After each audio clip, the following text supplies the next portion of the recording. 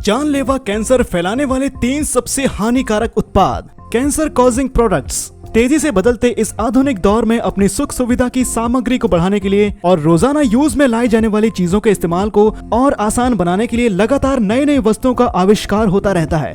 ऐसी बहुत सी चीजें होती हैं जिन्हें बनाते समय कई हानिकारक केमिकल प्रोसेस का भी इस्तेमाल किया जाता है और ऐसी चीजों में केमिकल की अधिकता की वजह से ये वस्तुएं हमारी सेहत के लिए हानिकारक बन जाती हैं। परेशानी की बात तो ये है कि आजकल ज्यादातर लोग इन वस्तुओं से होने वाले बुरे परिणामों से अनजान लगातार इन चीजों का इस्तेमाल करते जा रहे हैं। ऐसी कोई भी वस्तु जो कि प्राकृतिक नहीं है या जिन्हें मनुष्य ने केमिकल के इस्तेमाल से बनाया है, अगर वो हमारे शरीर में बिना किसी तरह प्रवेश कर जाती है तो इनसे छोटी से लेकर कई गंभीर बीमारियां भी हो सकती हैं। आपको जानकर हैरानी होगी कि पिछले 10 सालों में किडनी और फेफड़ों की बीमारियां, लिवर की खराबी और कैंसर जैसी गंभीर बीमारियां फैलने के पीछे 80% से ज्यादा इंसानों द्वारा निर्मित इन केमिकल युक्त चीजों का ही हाथ है। हमारे आसपास केमिकल से बनी हुई चीजें इतनी ज्यादा फेल हो चुकी हैं कि जाने अनजाने हम इनका इस्तेमाल कर ही लेते हैं। हालांकि इनसे होने वाले बुरे परिणाम हमें केवल एक बार में इस्तेमाल से नजर नहीं आते, लेकिन समय के साथ साथ धीरे धीरे ये हमारे शरीर को अंदर से प्रभावित करते रहते हैं, जिसकी वजह से अचानक एक दिन ये किसी बड़ी बीमारी के रूप में हमारी जिंदगी से उम्र भर के लिए जुड़ जाते हैं।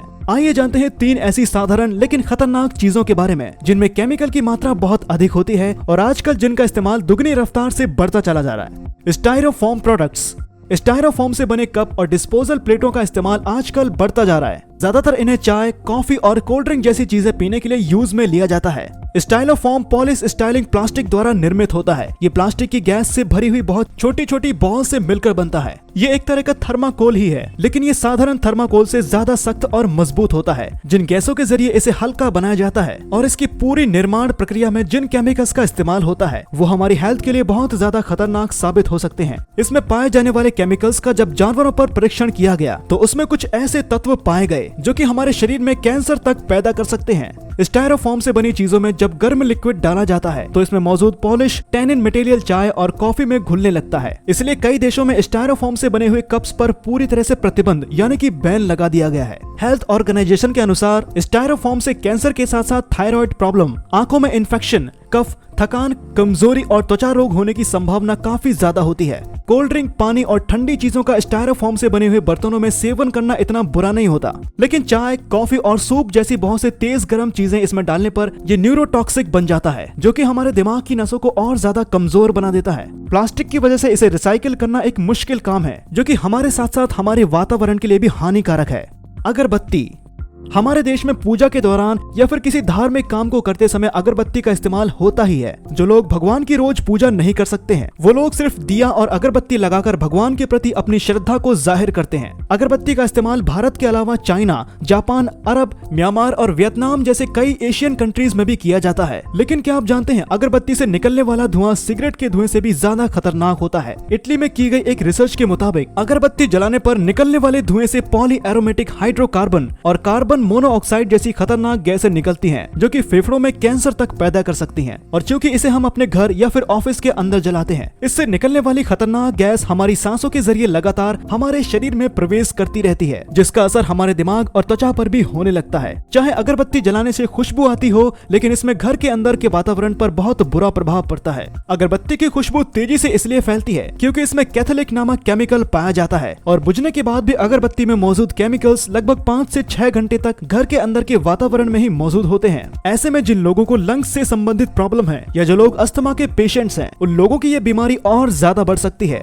जो लोग लगातार अगरबत्ती के धुएं के संपर्क में रहते हैं उन्हें समय के साथ साथ श्वास संबंधित कोई न कोई प्रॉब्लम होती ही है। अगरबत्ती के धुएं का असर हमारे रेस्पिरेटरी सिस्टम पर बहुत बुरा प्रभाव पड़ता है और साथ ही ये न्यूरोलॉजिकल और कार्डियोलॉजिकल प्रॉब्लम भी पैदा कर सकता है। सिगरेट के धुएं से 1.5 गुना ज्यादा हानिकारक होने की वजह से जब इसका धुआं हमारी नाक के जरिए शरीर में प्रवेश करता है तो इससे एक्यूट ब्रोंकाइटिस होने का खतरा भी बहुत ज्यादा बढ़ जाता है। स्वास्थ्य के लिए हानिकारक होने के साथ साथ अगरबत्ती इस्तेमाल नहीं करने के पीछे एक धार्मिक पहलू भी है। बहुत सारी कंपनियां अगरबत्ती बनाने में बांस का इस्तेमाल करती हैं और हिंदू धर्म में बांस को जलाया नहीं जाता क्योंकि बांस की लकड़ी को जलाने पर निकलने वाले धुएं और आग को देखना हिंदू धर्म में अशुभ माना जाता है और इसे नाश का प्रतीक भी कहा जाता है। इसलिए किसी भी हवन या पूजा में कभी भी बांस की लकड़ियों का इस्तेमाल नहीं होता और यहाँ तक कि चिता में भी बांस को जलाया नहीं जाता। ज्योतिष शास्त्र को पितृदोष को सबसे बुरे दोषों में से एक बताया गया है क्योंकि इसकी वजह से घर में अशांति फैलती है और जीवन के हर क्षेत्र में लगातार असफलता का सामना करना पड़ता है। कई ग्रंथों में ऐसा कहा गया है कि बांस को जलाने से पितृदोष भी होता है।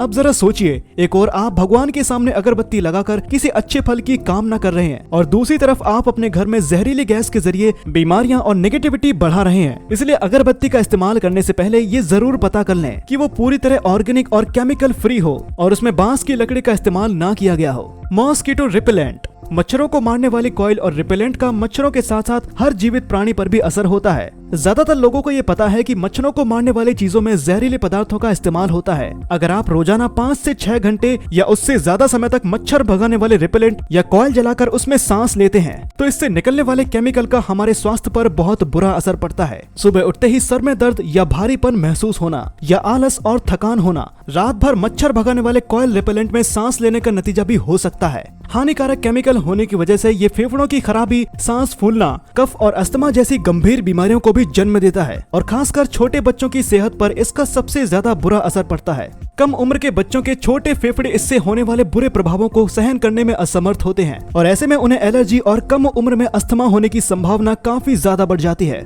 अगर आप अक्सर मच्छरों से परेशान रहते हैं और आपके पास बाजार में मिलने वाले केमिकल युक्त प्रोडक्ट्स का इस्तेमाल करने के अलावा कोई दूसरा रास्ता नहीं है तो इस विषय पर आगे आने वाली वीडियो में हम जानेंगे घर पर ही कुछ आसान तरीकों से मच्छरों को कैसे भगाया जाए। ये नुस्खे बाजार में मिलने वाली चीजों से भी ज्यादा असरदार हैं और इनका हमारी सेहत पर कोई बुरा प्रभाव भी नहीं पड़ता। इसी के साथ उम्मीद करता हूँ कि आज का ये वीडियो आपके जीवन में बहुत ही कारगर सिद्ध हो। लाइक कीजिए अगर आपको ये वीडियो पसंद आया हो और कमेंट कीजिए अगर आपकी कोई राय या फिर कोई सवाल हो और शेयर कीजिए उन लोगों से जिन्हें इसकी जरूरत है। और अंत में हमारे चैनल फिटनेस सीक्रेट को सब्सक्राइब करना ना भूलें। धन्यवाद।